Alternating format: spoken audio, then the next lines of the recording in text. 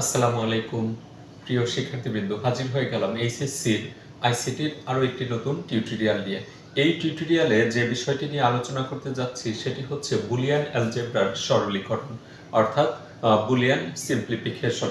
তো এখানে বুলিয়ান অ্যালজেব্রার সরলীকরণ করার জন্য সাধারণ গণিতের মতো বা সাধারণ অ্যালজেব্রার মতো কিছু নিয়ম রয়েছে। সাধারণ অ্যালজেব্রায় আমরা যে সকল নিয়মগুলো ফলো করে থাকি, বুলিয়ান অ্যালজেব্রাতেও সরল করার জন্য অল্প কিছু নিয়ম রয়েছে। আর এখানে আমাদের সবচেয়ে গুরুত্বপূর্ণ বিষয় যেটি রয়েছে সেটি হচ্ছে বুলিয়ান অ্যালজেব্রার সরলীকরণ করার জন্য আমাদের বেশ কিছু সূত্র রয়েছে যেগুলো অবশ্যই মুখস্থ রাখতে হবে।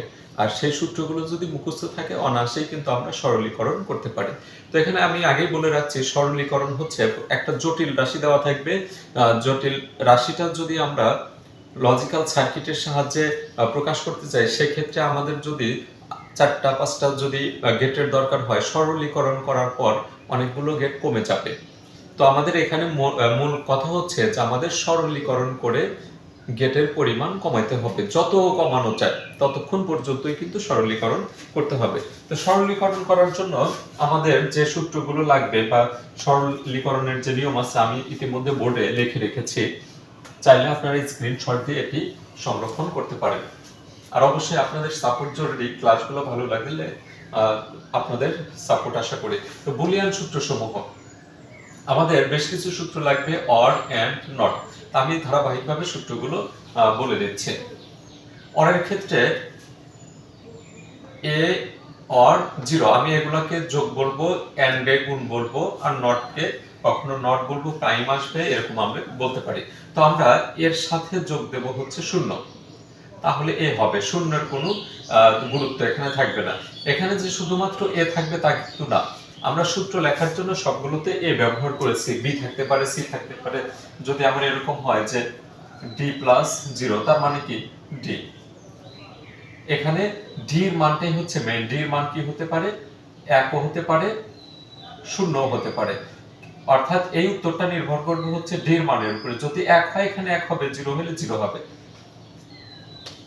আবার এখানে 2 নাম্বার যে সূত্রটা আছে যে এর সাথে 1 যোগ দিলে 1 হবে, এটা অনেক সময় কাজে লাগবে।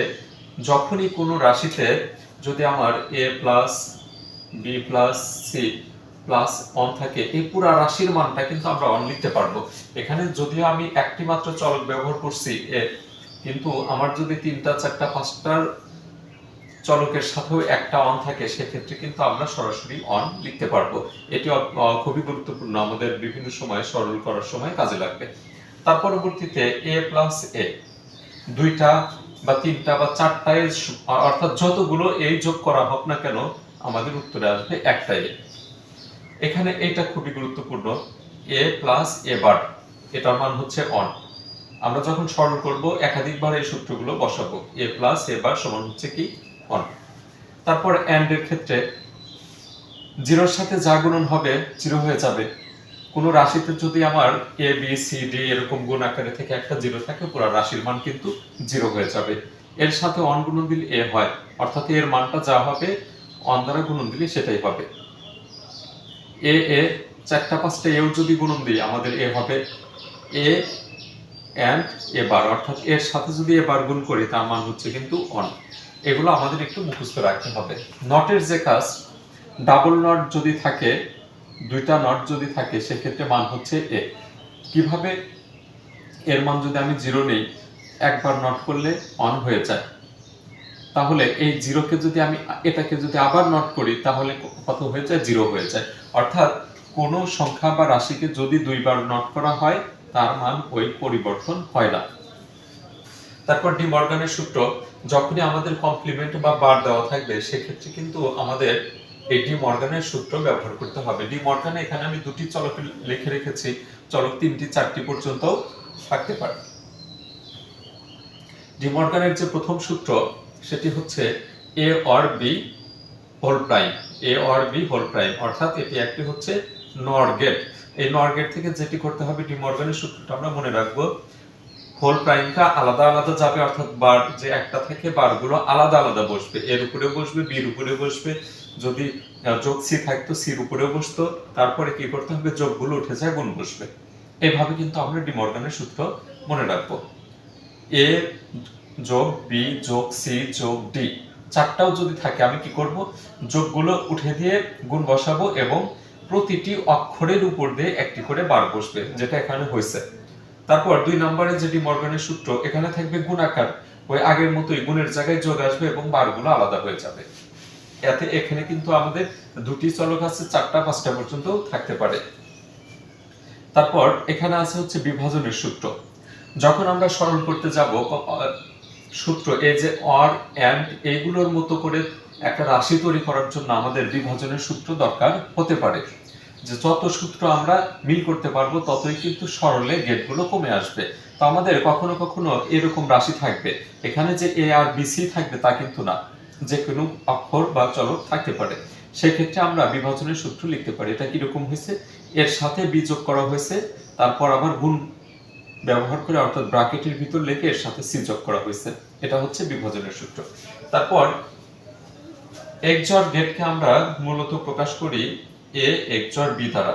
আর এখান থেকে সরলীকরণ করে আমরা যে রাশিটি পাই বা সমীকরণটি পাই সেটি হচ্ছে A bar B or A B bar. এটা আমাদের অনেক সময় কাজে লাগবে।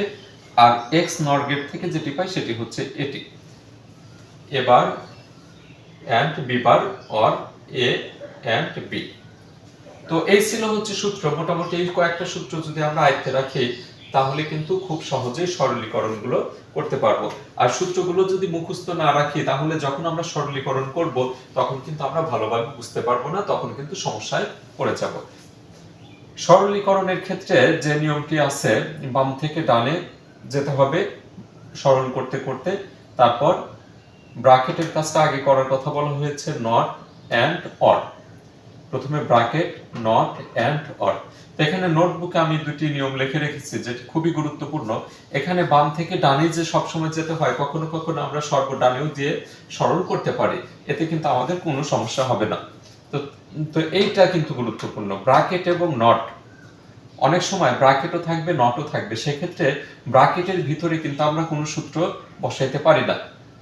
অনেক সময় সূত্রের মতো করে কোনো কিছু দেওয়া থাকে না, যদি সূত্র আকারে থাকে সরাসরি যদি সূত্র বসানো যায় সেক্ষেত্রে আমরা অবশ্যই ব্র্যাকেটের কাজটা করে নেব। আর যখন দেখবো যে ভিতরে ব্র্যাকেটের ভিতরে কোনো সূত্রই বসাইতে পারতেছি না, তখন আমরা কি করব, নটের কাজটা করে নেব। নটের কাজ কিভাবে হবে, ডি মর্গানের সূত্রের সাহায্যে। যখনই রাশির উপরে হোল প্রাইম থাকবে তখনই কিন্তু আমরা নটের কাজ করব। মূলত নটের কাজই আগে হয়ে থাকে, কারণ ব্র্যাকেটের কোনো অপারেশন করা যায় না। বেশিরভাগ ব্র্যাকেটের ভিতরে কোনো অপারেশন থাকে না, অর্থাৎ সূত্র মিল করা থাকে না। তারপর 2 নম্বরে যেটি, সরাসরি সূত্র না বসলে কমন নিতে হয় অথবা গুণ করতে হয়। আমরা বেশ কিছু রাশি পাবো যেগুলোতে ব্র্যাকেট নট থাকবে না, নট থাকবে না এবং ব্র্যাকেট থাকবে। নট থাকবে না কিন্তু কি থাকবে, ব্র্যাকেট থাকবে। সেক্ষেত্রে আমরা কি করতে পারি, যদি কমন নিতে না পারি অবশ্যই আমরা গুণ করব। আর যদি কমন নেওয়া যায় সেক্ষেত্রে কমন নিলে কিন্তু আমাদের সরলীকরণের বেশ কিছু সূত্রের সাথে মিলে যাবে। তো এই যে এতক্ষণ আমি যত যে কথাগুলো বললাম এগুলো কিন্তু সরল করার জন্য আবশ্যিক টপিক। তো এই আবশ্যিক কথাগুলো কিন্তু আমাদের মাথায় রাখতে হবে এবং সূত্রগুলো অবশ্যই মুখস্থ রাখতে হবে। পরবর্তী টিউটোরিয়ালে আমি চেষ্টা করব সরলীকরণ দেখিয়ে দেওয়ার জন্য। আশা করি সে পর্যন্ত আপনারা সাথেই থাকবেন এবং অবশ্যই এই সূত্রগুলো কিন্তু আপনাদের মুখস্থ রাখতে হবে। তো আজকের এই ভিডিওটি এই পর্যন্তই শেষ করছি। আগামী ভিডিওর আমন্ত্রণ জানিয়ে বিদায় নিচ্ছি। সবাই সুস্থ থাকুন, ভালো থাকুন। আল্লাহ হাফেজ।